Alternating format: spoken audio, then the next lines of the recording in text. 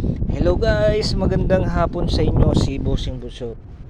By the way, mga guys, papakita ko sa inyo yung kung ano po yung dapat nyong i-check yung mga sasakyan nyo bago kayo mabiyahe kinabukasan. Number 1, ito po i-check nyo lagi kung nasa level yung brake fluid, kasi ito po, tingnan nyo po, may nasa level, okay yan. I-check nyo rin yung battery kung malinis po ba itong terminal, yung dalawa, kasi pagka malinis po yan mga viewers, maganda yung kuryente na dadaloy. Huwag nyo hayaan na lagi nyo ugaliin. I-check. Number 3, i-check nyo lagi yung air filter, ito po yan. Pangatlo, ito coolant. Tignan nyo kung nasa level yung maximum doon sa dulo. Although hindi nyo nakikita mga viewers, buksan nyo lang po to, i-check nyo kung puno. Lagi nyo tignan. Ayan oh. Yan mga viewers. Yan. Check nyo yung radiator kung maayos ba, ganon. Check nyo lagi mga viewers. Yan.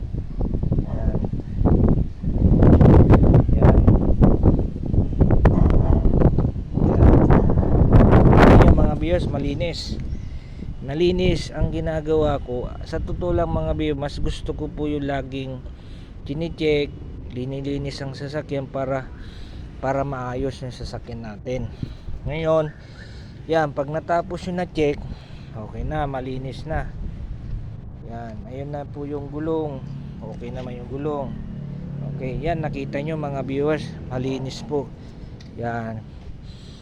By the way, thank you for watching this my vlog, and please subscribe naman para makapagbigay po ko sa inyo ng notification at nakapag-share ako sa inyo ng magandang kung ano yung dapat nyong gawin, yung mga pag-check ng mga sasakyan nyo bago kayo malis. Yan, ayan po.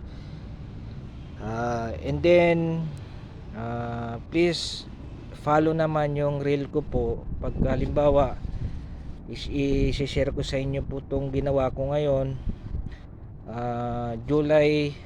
January 7, 2024 today. Ngayon papakita ko sa inyo. Yan, malinis. Although mas bale gumamit kayo ng, in case pagka nagpalinis kayo, gumamit kayo lang yung pang makina na lang na yung hindi nakakakuan sa mga gulong, yung mga makina. Yan, malinis po mga viewers. Yan. Thank you.